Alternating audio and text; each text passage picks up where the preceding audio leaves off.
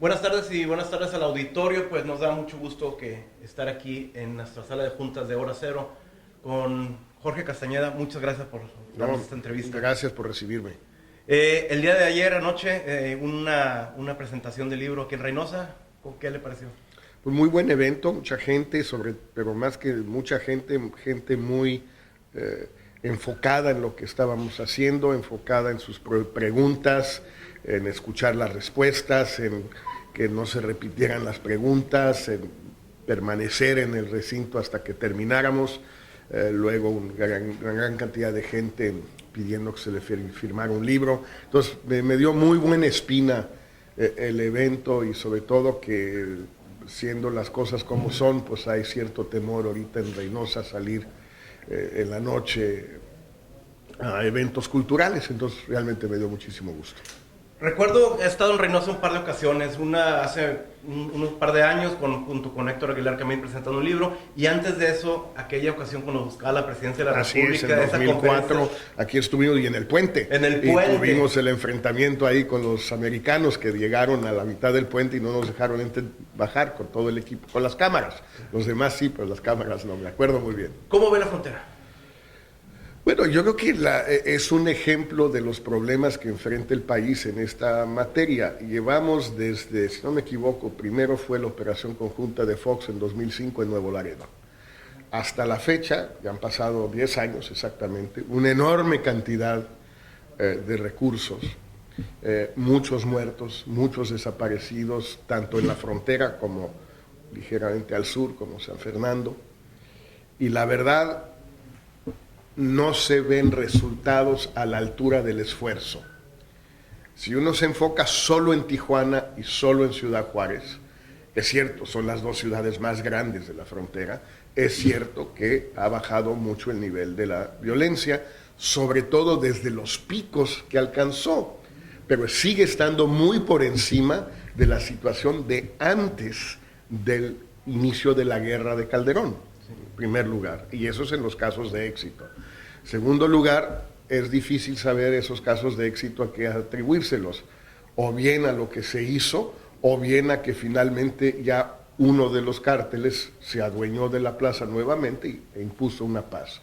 Y en toda la zona del valle, pues quizás sí hay un poco menos de violencia, pero siempre hay que contabilizar estas cosas a la luz del esfuerzo y del costo. Y la verdad, yo no siento que haya una simetría entre ese costo, ese esfuerzo y estos resultados. La relación con Estados Unidos siempre ha sido muy complicada y pareciera que México lo ha intentado de todo, ¿no? Desde la posición fuerte, confrontadora, hasta la más pacificada, conciliar. ¿Por qué cómo se ven esos altibajos? Bueno, es que no se trata de que nosotros intentemos todas las posturas y a ver cuál pega. Se trata, en mi opinión, de escoger la adecuada al momento de la relación y al momento de la situación política en Estados Unidos. No es en abstracto que hay que ir seleccionando cuál nos gusta, a ver si pega. No. Yo creo que hay momentos en que podemos llevar la fiesta muy en paz, porque hay un gobierno o una sociedad norteamericana que está en una muy buena disposición con México, y nosotros también. Y hay momentos donde hay que ser más proactivos, no más duros o menos duros, más proactivos, más presentes, más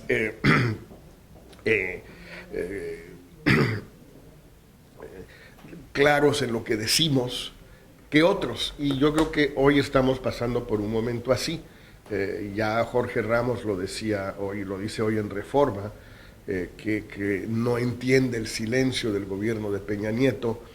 Yo no iría tan lejos, pero sí me parece que hay un déficit ahí, porque el gobierno y la Cancillería lo que han estado haciendo es, con una o dos excepciones en periódicos menores de Estados Unidos, hablando para la taquilla en México, no hablando a y en Estados Unidos. Ahora, la pelea o el diálogo, o como se le quiera llamar, el enfrentamiento con Trump, no es en México, no es en los medios mexicanos, es en los medios norteamericanos.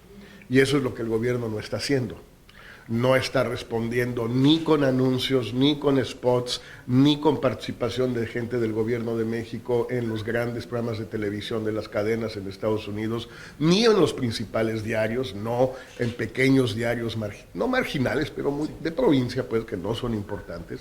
Y ahí uno sí puede preguntarse si no ha llegado el momento de hablar de manera más didáctica en México, explicarle a la sociedad mexicana qué está pasando, porque no lo entiende, y responderle a Trump en Estados Unidos, y también empezar a exigirle a los otros candidatos republicanos y a todos los norteamericanos que se definan con México o con Trump, que es un poco drástico, yo lo entiendo, pero bueno, ¿hasta dónde queremos llegar?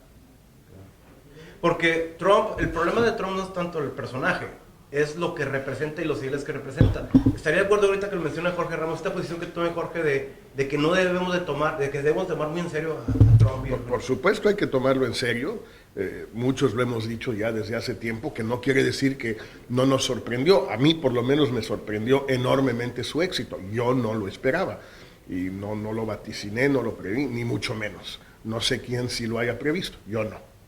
Pero dicho eso, hay que tomarlo en serio ya hoy, hay que responderle y con claridad. Yo creo que Ramos lo hizo muy bien. Trump, por cierto, no salió mal librado del incidente, porque después de la primera reacción virulenta de echarlo, lo mandó traer, le tomó una pregunta, le respondió, tuvieron un debate, pasó a otros, luego volvió a intervenir Ramos y volvió a darse el diálogo.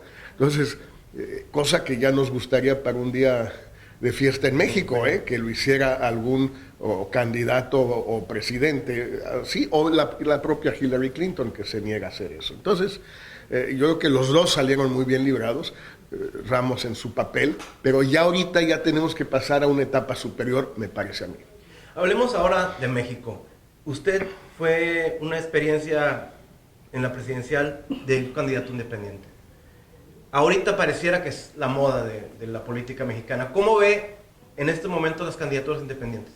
Bueno, en primer lugar creo que no sale sobrando subrayar que lo que hoy hay es el resultado de un proceso que empieza en el 2003, lo arranco yo, que sigue distintos momentos y etapas en el proceso judicial mexicano, en la Suprema Corte en México, en la Comisión Interamericana de Derechos Humanos, en la Corte Interamericana de Derechos Humanos, luego por parte de otros en el 2009, que también intentan esta vía jurídica, como Elisa de Anda y otros partidos como entonces Convergencia, ahora Movimiento Ciudadano, y que finalmente desemboca en la iniciativa de ley de Calderón de 2009, que es en realidad de Gómez Montt, y finalmente en la aprobación en el 2012 gracias a Beltrones. Sí. Bueno, el Bronco y Cloutier y Kumamoto y Alfonso Martínez son el resultado de todo eso. Sin ellos no habría este resultado. Sin todo el proceso anterior tampoco. Creo que es muy importante entender esto entonces de esa manera y no de repente pensar que esto es por obra y gracia del Espíritu Santo. No es así. A mí me parece que es algo muy positivo para el país porque una de dos, o bien en muchos casos los independientes le ganan a los partidos, lo cual creo que es bueno, o bien obligan a los partidos a tener mejores candidatos, mejores prácticas, más transparencia, más honestidad, más rendición de cuentas. Y eso los va a llevar a presentar mejores candidatos y a recuperar la confianza de la gente que han perdido. Entonces, por los dos lados se gana, la sociedad mexicana gana. Por tanto, me parece un movimiento y un proceso muy positivo para el país. ¿Cuál es el futuro que le ve a ellos considerando en este momento que vive México? No que la gente hay más inconformidad, sino que su voz se escucha más gracias a las redes sociales y toda esta comunicación. Bueno, yo creo que es un conjunto de factores. Hay un desencanto real con la clase política, con la partidocracia. La gente los detesta, con bastante razón. Segundo, la gente tiene algunos otros canales posibles de expresión de su hastío, que son las redes. no nos hagamos ilusiones, no son sustitutivas de los medios masivos de comunicación. Las redes no tienen ese papel y no alcanzan para eso, aunque en ciertos momentos y en ciertas localidades puedan alcanzar. Segundo, ya hay ese cauce que son las candidaturas independientes, que yo creo que también permite que eso tenga, la sociedad civil pueda.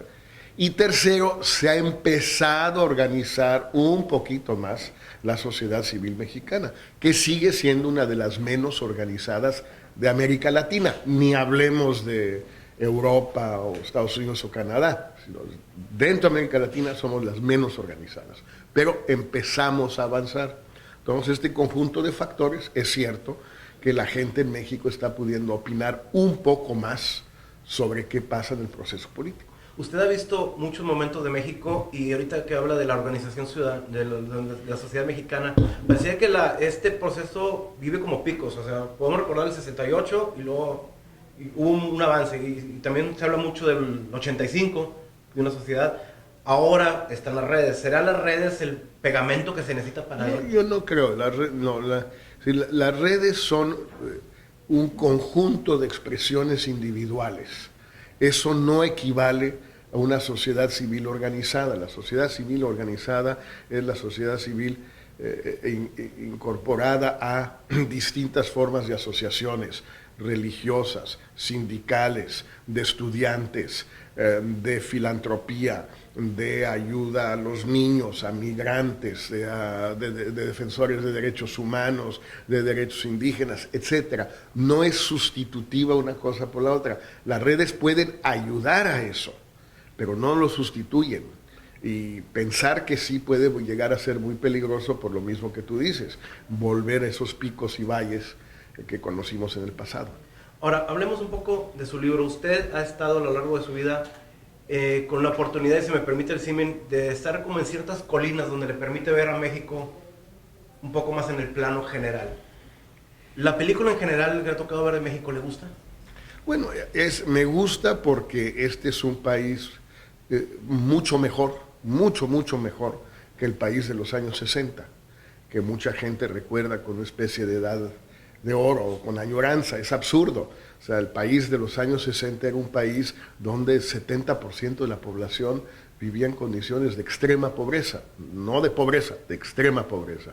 Hoy unos 15% del país viven en extrema pobreza y unos 40 y pico en pobreza, lo cual quiere decir que hay casi 60% de no pobres en México, cual quiere decir que la clase media mexicana se ha ensanchado, se ha duplicado, digamos, en términos relativos, en absolutos ni se diga, en estos últimos 30 o 40 años. Además de eso, es un país democrático, que no lo era. Era un país donde se violaban sistemáticamente los derechos humanos, donde no había una democracia representativa, donde no había medios de comunicación libres. No es cierto, es puro cuento. Bueno, todo eso yo creo que son cambios enormes a lo largo de estos 40 años.